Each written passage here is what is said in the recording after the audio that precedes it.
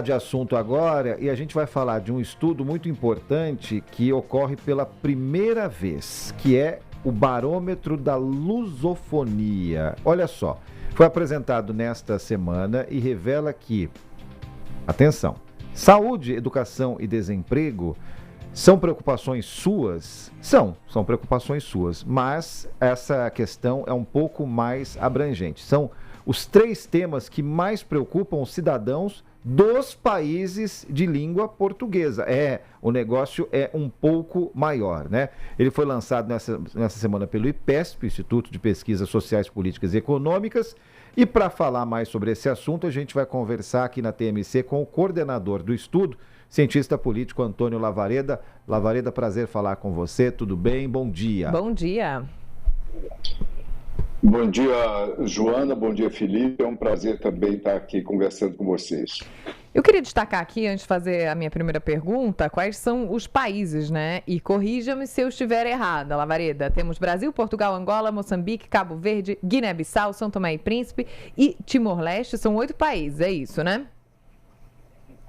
Exatamente. Na verdade, a CPLP, a entidade que congrega os países lusófonos, ela reúne 9 países. Dessa primeira edição ficou de fora, por problemas operacionais, Guiné Equatorial, que é o 9º país, mas já está inserida no planejamento da próxima edição do barômetro, que se dará em 2028, porque as edições são bienais.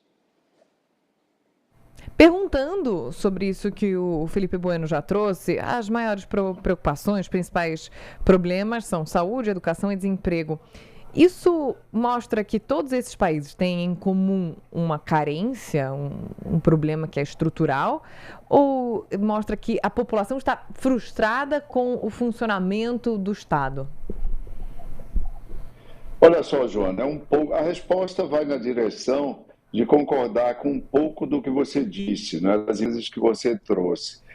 Por exemplo, cada país naturalmente tem um ranking de problemas específicos. Quando você olha o Brasil, especificamente, você vai ver que o primeiro problema apontado pela população é saúde, o segundo é violência, o terceiro é educação. Aquele ranking das médias gerais, o total dos países, com múltiplas respostas, é um pouco diferente, naturalmente, de cada país tomado de per si. A questão da saúde, que é muito importante, aparece em primeiro lugar no Brasil, também ainda aparece mais importante, para acima da média geral do conjunto dos 8 países, em Guiné-Bissau, no Timor-Leste e em Angola. São países onde a situação da saúde é ainda mais dramática. E, como pano de fundo, nós temos também uma questão, naturalmente, a questão da economia desses países todos. Lembremos que o mundo, desde que saiu da pandemia em especial, atravessa uma situação difícil do ponto de vista econômico, de crescimento. O crescimento se dá em proporções modestas e isso, obviamente, agrava as condições de vida e a capacidade dos respectivos estados, dos respectivos governos, oferecerem as respostas necessárias às demandas objetivas da população. Lavareda, eu quero entender um pouquinho mais sobre a confecção desse estudo, a tabulação, porque a gente está falando de nações com realidades desde demográficas, socioeconômicas, geográficas, territoriais muito distintas. E tem uma relação curiosa aí de metrópole e colônias, né? A gente está falando de uma metrópole, Portugal, e de várias ex-colônias que deixaram de ser colônias ao longo da história, cada um com a sua circunstância histórica e tudo mais. Agora, pontos de insatisfação. Vamos pegar uma referência aqui extremamente recente, que foram as eleições portuguesas, né? Em que o Chega apareceu, né? E a palavra Chega já diz alguma coisa. O Chega apareceu com força em mais uma eleição portuguesa. Então eu queria saber quais os pesos atribuídos a cada população, a cada país, e como se chegou a esse equilíbrio no resultado.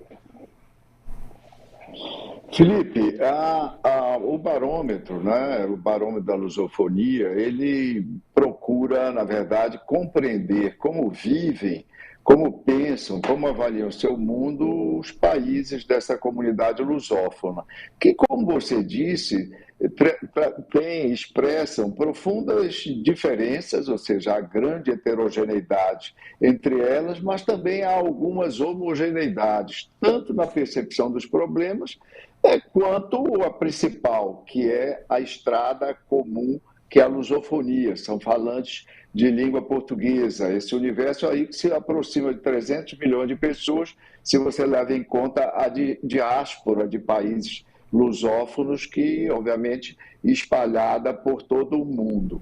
Quando nós pensamos e incluímos nessa edição do Barômetro, desde percepções sobre a vida pessoal, percepções sobre a vida do país, expectativa para os próximos tempos, do ponto de vista do desenvolvimento socioeconômico de cada país. Abordamos temas sensíveis como o legado, como a herança escravocrata nesses países, que é um tema extremamente importante, como é que as pessoas veem isso.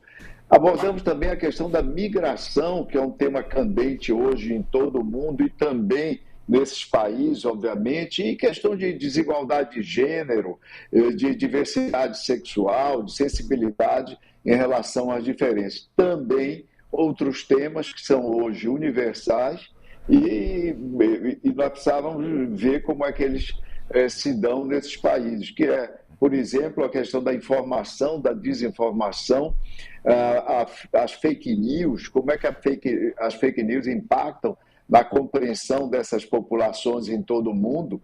E outro capítulo que é diferente de outros barômetros, que outros barômetros não trazem, que parecia importante nós desenvolvermos nessa edição, que é o das trocas culturais entre esses países. Como é que é o consumo de literatura, de música do Brasil nesses países, de Portugal nesses países, desses países no Brasil e em Portugal, e em todos eles, até mesmo, nós estamos no ano de Copa do Mundo, até mesmo o interesse pelo futebol e o acompanhamento das equipes de futebol pelas populações desses países, o acompanhamento dos times dos outros países, das equipes dos outros países, pelas respectivas populações. Então, isso nos dá um mosaico muito amplo. Nós temos, por exemplo, a questão do funcionamento da democracia, já me aproximando mais objetivamente do que você coloca. Nós temos uma média geral de 40 pontos de satisfação com o funcionamento da democracia, 57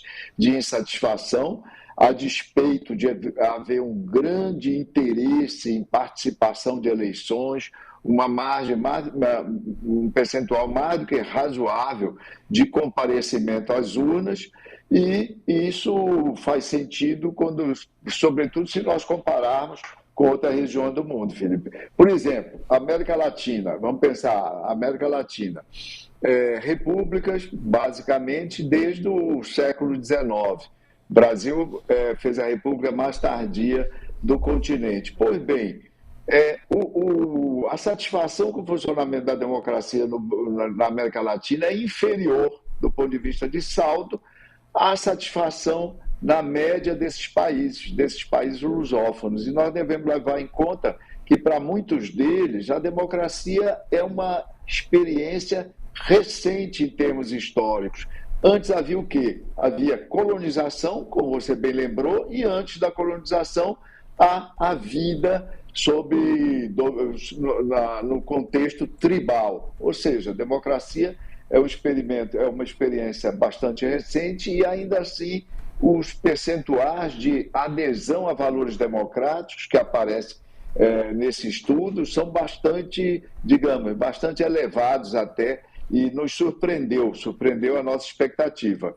Felipe. Interessante a gente colocar aqui que esse estudo foi tocado pela CPLP, tem apoio da ONU, tem apoio de instituições públicas e privadas, né? Então, a nossa torcida, estava vendo aqui alguns dados, é um estudo riquíssimo, né? Muito longo, assim, dá para ficar dias debruçado sobre esse estudo.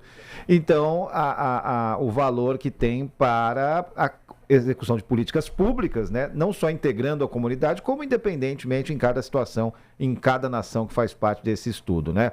Antônio Lavareda, prazer revê-lo aqui na nossa programação da TMC. Um grande abraço e até uma próxima vez. Obrigada. Um abraço a vocês e muito obrigado.